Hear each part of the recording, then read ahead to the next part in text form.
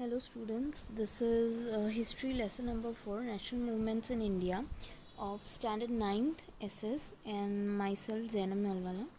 We'll be discussing in this chapter how Britishers became familiar to the political condition of India and how they took advantage of the political disputes and established their British East India Company, and even a legal system came into existence. So, English residing in India established such laws and administration that England would get more benefits at the cost of India. So, moving on, this is just what we discussed, the introduction part. The first part is the revolt of 1857. This is a very famous revolt by the Indians. Here the major martyrs were Mangal Pandey, Nana Saheb Tatya Tope, Rani Lakshmibai, etc. Actually, why this was caused, the reasons were the political dissatisfaction, economic exploitation, social religious factors, etc. So here the reason responsible for this movement failure was that something uprised before the planned time, lack of central leadership, insufficient weapon, importance of self-centered interests, etc. So this is a picture of Mangal Pandey. A movie in Bollywood is also made on this topic. Okay, so here the induction of Enfield rifle was introduced in the army. Okay, Rani Lakshmibai, Nana Saheb and Tatya Tope. Moving on, the next topic is about the boycott of the indigenous movements and along with the Bang Bang movement. Here Bengal was a very big province and it was difficult and for the Britishers to manage them, as maximum of revolt were uprising from this part. So Viceroy Curzon divided Bengal into two provinces, East Bengal and the West Bengal, and there was a strong opposition during this time, but it was not taken into consideration and it was divided on 16th October 1905, and the whole Bengal observed it as a national mourning day. So not merely Bengalis but other Indians also believed that this division was because of British's policy of divide and rule. They divided Hindu Muslims. They were starting the division at this level. So this is the first part of the video. We'll continue in the next part. This is the second part, in which we will discuss about the policy of divide and rule by the Britishers, the Lord Curzon, who divided the Bengal into West and East. There were many people who lost their lives, their jobs, their home, their property, their land in this partition, and it wasn't a good thing for the Indians. So the next was Muslim League, Swadeshi movement. The Swadeshi movement is all about boycotting the foreign products and using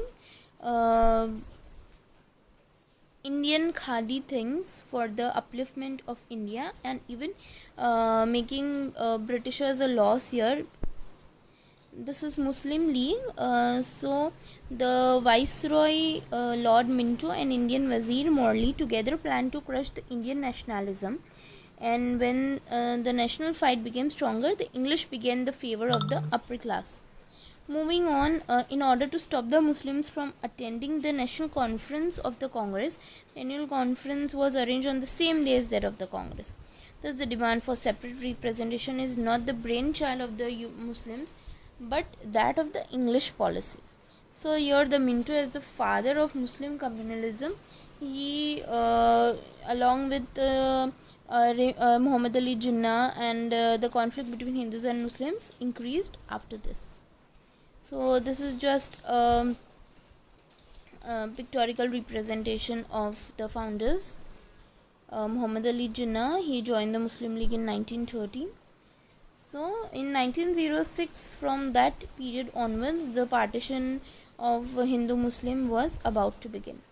Next is the birth, the Morley Minto reforms. Here how Minto Morley from India and Minto from Britain, they together work for the thing. Okay. The viceroy, how they used to take care of the following things in their administration. Okay, the first Indian to become a member of the Viceroy Executive Council was Satyendra Prasanna Sinha. Then comes the birth and the death of extreme revolutionary movements, where the numerous names are given: Bismil, Ram Prasad, Roshan Singh, Sukhdev, etc. They were the youth, and they used to fight for their right of freedom. Moving on, there were three pioneers of freedom movement, that is Lal, Bal, and Pal. This trio adopted the radical attitude which brought new life in Indian youth.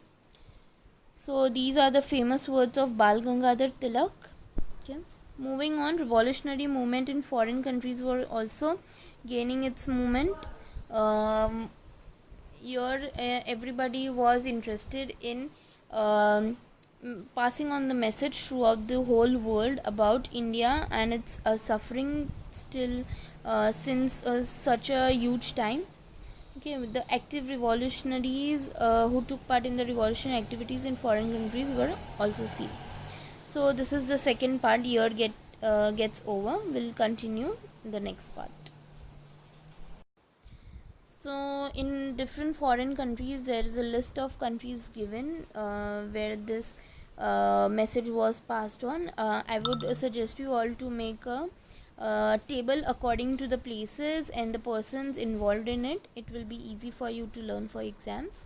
Now what different things were included in here was to create an enmity between the Hindu and Muslims, and they adopted together. They came together. Morley and Minto came together, and they actually adopted the policy of divide and rule. So the Muslim delegation met Viceroy Minto. Morley was Indian Wazir at that time. These reforms are hence known as Morley-Minto reforms. So next is the Rowlatt Act. So here it was taken under the chairmanship of Rowlatt, hence it is known as the Minister of Law, and it is also called Black Law, or it is because Motilal Nehru considered it as snatching away of argument, appeal and advocacy. Here meeting, rally, show, strikes were organized. Gandhiji was arrested, and Satyapal Kichlu were arrested in Punjab, and there the treatment became severe. Moving on, the Jallianwala Bagh massacre. It is a very huge and very cruel act by the Britishers, where they opened fire at a group of people who just met for a gathering at Jallianwala Bagh on the day of auspicious day of Baisakhi to oppose the arrest.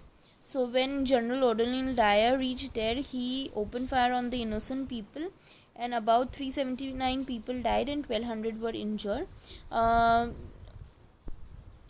Because of this act, this is the current picture of Jallianwala Bagh.